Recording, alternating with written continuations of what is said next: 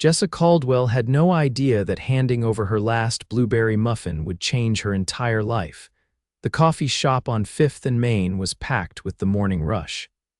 Jessa balanced her sketchpad under one arm and clutched her coffee in the other, weaving through the crowd to reach the counter. She was one person away from finally ordering her muffin, the only thing keeping her from biting someone's head off after pulling an all-nighter for a client presentation, when a tall guy in a charcoal coat stepped forward, clearly new to the chaos of downtown mornings. He looked completely out of place, no phone glued to his ear, no earbuds, no grumbling about the line, just calm and slightly lost. "Sorry," he said, glancing around. "Is this the line?" Jessa nodded. "Yup, welcome to caffeine warfare," he chuckled, low and raspy. "I've been in boardrooms less intense than this." When he finally got to the counter, the barista announced, "Last blueberry muffin just sold." "Sorry," Jessa hesitated. She had just picked it up. She looked at the guy again. His expression was unreadable, but something about the way his shoulders dropped made her do something completely out of character. "Hey," she said, holding out the muffin. "Take it. Seriously, I shouldn't be eating carbs before noon anyway." He blinked at her. "You're giving me your muffin." "It's not a kidney," she said, shrugging. "Just take it. You look like you need it more than I do." He smiled, and it hit her harder than she expected. "I don't usually accept muffins from strangers." "Consider it a muffin of mercy," she quipped and turned to walk away before she could regret it. She didn't notice him watching her leave. Jessa's day spiraled from there. Her client hated the design mock-ups, her coffee spilled on her laptop, and her rent reminder email dragged her back to reality. Freelancing wasn't glamorous, it was barely survival, but she'd made her choice a year ago after quitting the agency job that drained her soul. Now she worked from her tiny studio apartment, hunting clients and clinging to the dream of launching her own design brand. 2 days later, she was back at the same coffee shop, sketching branding ideas in the corner when someone spoke beside her. "Excuse me." "You're the muffin girl." She looked up, confused, then her eyes widened. It was him, tall, crisp dark coat again, but this time he held 2 coffees and a muffin. "I figured I owed you," he said, placing 1 coffee and the muffin on her table. Jessa blinked up at him. "You tracked me down for a muffin?" "I figured you'd be here. I've come by every morning since." "Okay, that's either charming or mildly stalkerish.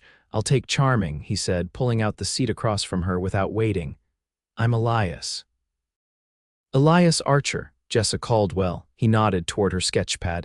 "You're a designer?" Jessa hesitated. Trying to be, he leaned back. "I run a company, we're rebranding, I need a designer." She narrowed her eyes. "You're offering me a job because I gave you a muffin." He smiled again. "No.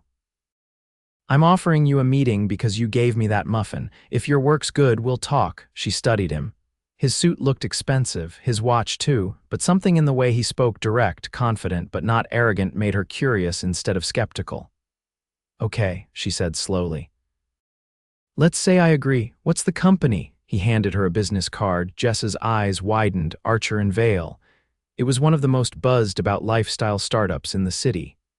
They sold everything from luxury homeware to curated fashion lines, and this guy was its CEO. "You're the Elias Archer?" "I didn't realize there were others." She stared at him.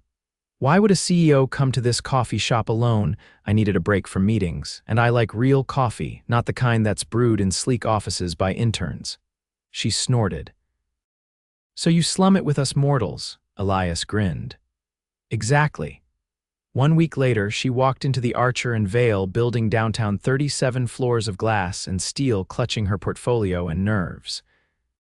The receptionist greeted her like she was expected, and within minutes, she was in a conference room with Elias and 2 of his execs. She showed them her work.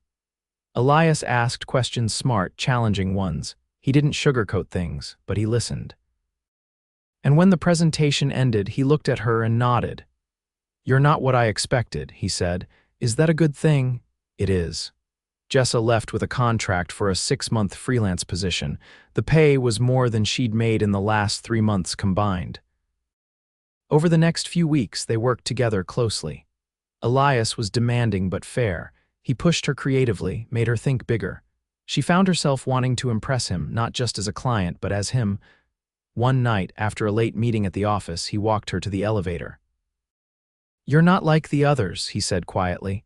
"What others?" "The ones who try to impress me. You're not trying to be anything you're not." She looked at him. "Is that a compliment or a warning?" "It's a compliment," he said. "You're real." The elevator dinged, but neither of them moved. Then she stepped in, heart pounding, and he said softly, "See you tomorrow, Jessa." That night she couldn't sleep. She didn't want to admit it, but she was falling for him, and she had no idea that Elias Archer, billionaire CEO, was already falling for her too. Jessa didn't realize how quickly her life had begun to bend around Elias Archer until the day she found herself in his office again, without remembering how many times she'd already been there that week. The door clicked shut behind her as Elias leaned back in his chair, his tie loosened and his shirt sleeves rolled up, revealing forearms dusted with ink from scribbling notes directly onto project mock-ups. The rebranding campaign had taken over everything, and now, somehow, so had he. "Before we dive in," he said, reaching beneath his desk, "I have something for you." She raised an eyebrow. "Unless it's a raise, it can wait." He pulled out a flat, matte black box and slid it across the table. "Open it." Jessa hesitated, then lifted the lid. Inside was a custom sketchbook, leather-bound, with her initials etched subtly into the corner. The pages were thick, archival quality, better than anything she could afford. Her voice caught. "Why? You ran out of pages on your last one, I noticed." "You didn't say anything." He tapped the side of the box. "You shouldn't have to ask for the tools you need." She closed the lid carefully. "This is too much." "It's not." He tilted his head. "You give everything to your work." "It's only fair your work gives something back." Jessa looked up at him, heart thudding louder than it should have. "You always notice things like that, only when it matters." They didn't speak for a moment. The air inside the office had shifted, quiet but charged. Then Elias cleared his throat and stood, walking over to the window wall that overlooked the skyline. "You ever think about what's next?" he asked, his voice lower, almost distracted. She joined him, careful not to stand too close. "You mean after the rebrand?" "I mean after all of it." Jessa folded her arms. "I try not to. There's enough pressure just trying to make today work." He glanced at her sideways. "That's honest. Lying takes too much energy." He laughed under his breath, not loud, but real. "I envy that." She turned to face him. "You envy me?" "I have meetings scheduled every 15 minutes for the next 3 days. My calendar looks like a battlefield. And somehow you walk in here with ink on your hands, ideas I didn't know I needed, and leave me thinking about things I've ignored for years." Jessa's throat tightened. She hadn't come here to change him. She'd come here to pay her rent. But now she couldn't deny how much of him she saw outside the boardroom veneer. That night, after she left the office, she didn't go straight home. Instead, she wandered into a bookstore tucked between 2 restaurants, a place she hadn't visited in years. She ran her fingers along the spines of novels, sketchbooks, biographies, wondering what kind of man Elias was beneath the CEO title. The next morning, she arrived at the company's creative floor to find the team buzzing. A press leak had gone out. Archer and Vale's upcoming collaboration with a major fashion label had been announced ahead of schedule. Jessa hadn't been briefed on it, but the branding work she'd done had been used in the teaser. Her designs, her typography, front and center on every fashion site. She found Elias in the glass conference room, speaking to someone on a call, his jaw tight. As soon as he saw her, he motioned for her to wait. When the call ended, he didn't speak right away. Just looked at her, then gestured for her to follow him out onto the terrace. The wind whipped her hair as she stepped outside. The view was dizzying. "You saw the leak," he said. "I did." He ran a hand through his hair. "It wasn't supposed to be public yet. We were finalizing contracts." Jessa stayed quiet. She didn't want to push. "But I don't regret it," he added. "Your work deserves to be seen," she blinked. "You're not mad." "I'm furious," he said. "But not at you. At the timing, the leak, the chaos, but you, I'm proud of." Jessa's stomach flipped. "That's a lot. You've never backed down from anything since you walked in here." "Not even me." A beat passed. "I don't know how to do this," he said quietly. She frowned. "Do what? Want something that doesn't come with a strategy?" Her pulse raced. "Is this your version of flirting?" "No, this is my version of a risk." She stepped back, needing air. Elias, I work for you, not forever. You shouldn't say things like that. He moved closer, not touching, but near enough that she felt the heat of him. But I want to, she shook her head. You're used to getting what you want, aren't you? Until I met you. The door burst open behind them, one of the assistants, breathless. Mr. Archer, the investors are on the line. He didn't look away from Jessa as he said, Tell them I'll be 2 minutes. The assistant disappeared. Jessa stepped back again, needing space to think. I should go, you can, or you can stay and tell me what you're afraid of. She looked at him, really looked at him, and then, without answering, she turned and walked inside. She didn't see the way his expression changed when she left, or how long he stayed out on that terrace, unmoving. That evening, back in her apartment, she stared at the closed sketchbook he'd given her. She hadn't drawn in it yet. The pages were too perfect, too untouched. Just like whatever was happening between them, she didn't know how to begin, but she had a feeling it was already too late not to. Jessa hadn't seen Elias in 4 days, not since she left him standing on the rooftop terrace, not since he'd asked her what she was afraid of. She hadn't answered not because she didn't know, but because the answer terrified her. She was afraid of losing herself in something she couldn't control. And Elias Archer, with his intensity and his gaze that saw straight through her, was the very definition of uncontrollable. She buried herself in work. The rebrand was in its final stages, and the product launch was only a week away. The company had flown in models from Paris, photographers from Milan. She found herself coordinating photo shoot concepts with the marketing team in a warehouse space in Brooklyn, standing on ladders, directing lighting angles, sketching out last-minute layout corrections on her tablet while people rushed around her with racks of clothing and crates of props. Elias hadn't been present for any of it. It wasn't like him. He'd been hands-on since day one, offering feedback, challenging her ideas, pushing her until she reached farther than she thought she could go. His absence now was glaring. She didn't ask about him, refused to. But the silence wrapped around her thoughts like a wire pulled tight. Jessa, Delaney, the head of branding, called out, holding a phone, "You're needed upstairs. Now." Jessa wiped her hands on her jeans and followed her up 2 flights of stairs to a mezzanine-level office overlooking the shoot. The door was already open, and a tall woman in a navy pencil skirt stood inside with her arms crossed. "Miss Caldwell," she said crisply. "I'm Cassandra Vale." Jessa froze. The name was familiar, Archer and Vale. The co-founder, Elias, had never mentioned her. "I'm stepping in on Elias's behalf until he returns," Cassandra continued without offering her hand. "He's on leave." "Leave," Jessa repeated slowly. "Personal matters," Cassandra said, "not up for discussion." "What is up for discussion is why our product launch is missing finalized copy for the brand film, and why your prototype packaging was sent to print with the wrong Pantone shade." Jessa blinked. "That's not possible. I approved every well, someone didn't," Cassandra cut in. "Fix it." Today, Jessa held her ground. "I need access to the final production files. Elias had them." "And now I do," Cassandra said coolly. "I'll forward them to you. I suggest you treat this project as your proving ground. Because if it fails, so will your contract." Jessa left the office with her jaw clenched and her pulse pounding in her ears. She didn't care about the tone. She didn't care that Cassandra was cold and clipped and clearly didn't want her there.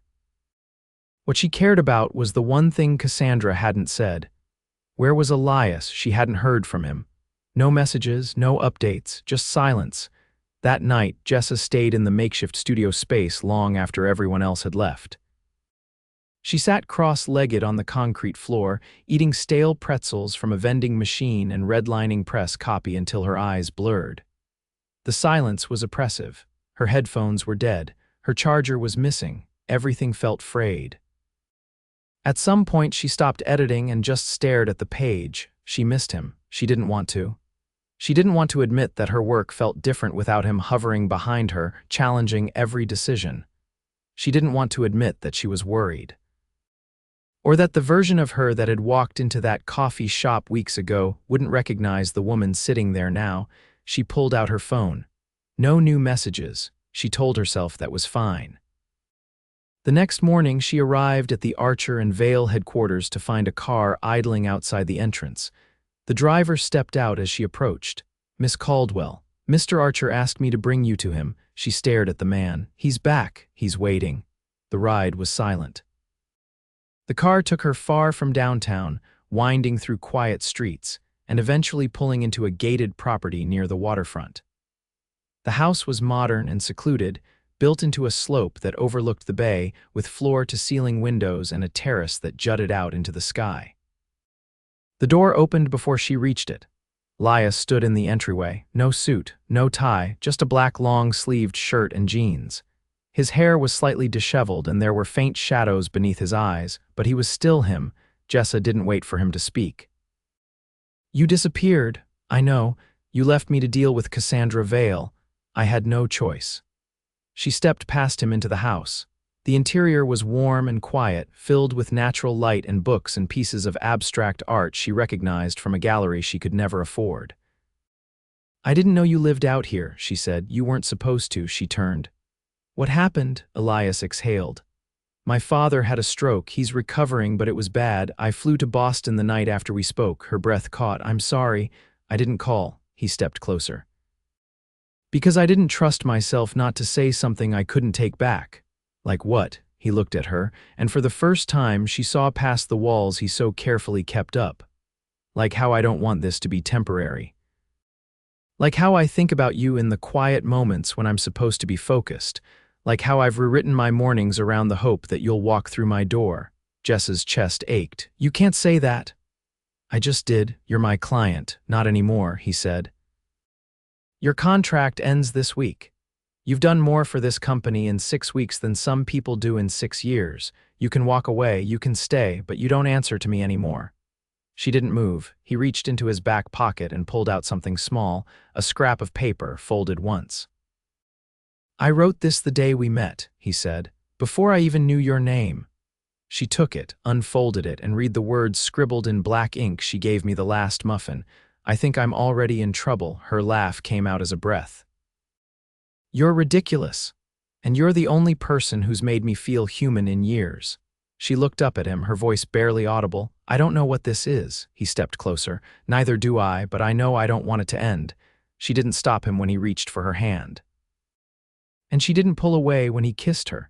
Jessa stood barefoot on Elias's terrace, the skyline behind her turning gold with the late afternoon light. Below the cliffside house, the water shimmered like glass. She'd only meant to stay for a few minutes, just long enough to clear the air. Instead, she was still here, watching the sun sink lower, her heart full and unsteady. Elias was inside, finishing a call with someone from the legal team. She'd overheard just enough to know the launch was still moving forward. Cassandra Vale wasn't stopping anything. But that wasn't her concern anymore, not now. She turned as the door slid open behind her. "I owe you dinner," Elias said, stepping out. "The real kind, not vending machine pretzels." "I'm not dressed for real anything," she said, glancing down at her worn jeans. He looked at her like she was wearing diamonds. "Then it's a good thing I'm not taking you to a restaurant." She followed him down a narrow stone path that curved along the slope behind the house. At the bottom was a secluded deck perched above the water. A table had already been set, simple, elegant, with linen napkins, tall glasses, and warm lantern light flickering in the early dusk. "You planned this?" she asked. "I hoped for it," he said. "Didn't plan. You walking out on me was a possibility. You deserved it. I know." They sat across from each other. The food was already laid out: roasted vegetables, grilled fish, fresh bread still warm. She lifted a glass of white wine and met his gaze across the table. "Tell me something you've never told anyone," she said. He didn't hesitate. "Before Archer and Vale, I failed. Hard. I started a company that burned out fast. I lost investor money. I lost confidence. And I promised myself I'd never let anyone close enough to watch me fall again." She leaned forward. "Then why let me in?" "Because when I met you, I realized I was still pretending not to want more, and because you didn't ask for anything, you just handed me a muffin and walked away. No angle. No agenda," she smiled faintly. "I wasn't exactly trying to impress you, exactly." He poured more wine into her glass. "Now it's my turn. Tell me something no one else knows." She traced her finger along the rim of the glass. I almost gave up last year. I was broke, burned out, and tired of pretending I knew what I was doing. I considered going back to the agency, settling, but some small part of me refused. Thank God for that part, he said. They ate slowly, the conversation winding through stories of childhood disasters, first jobs, terrifying client meetings, and the moment each of them realized they couldn't live with safety if it meant sacrificing who they were. When the plates were cleared and the sky turned indigo, Elias stood and held out a hand. Dance with me. There's no music. He tapped his phone and soft jazz filtered through hidden speakers on the deck. She laughed in disbelief and let him pull her close.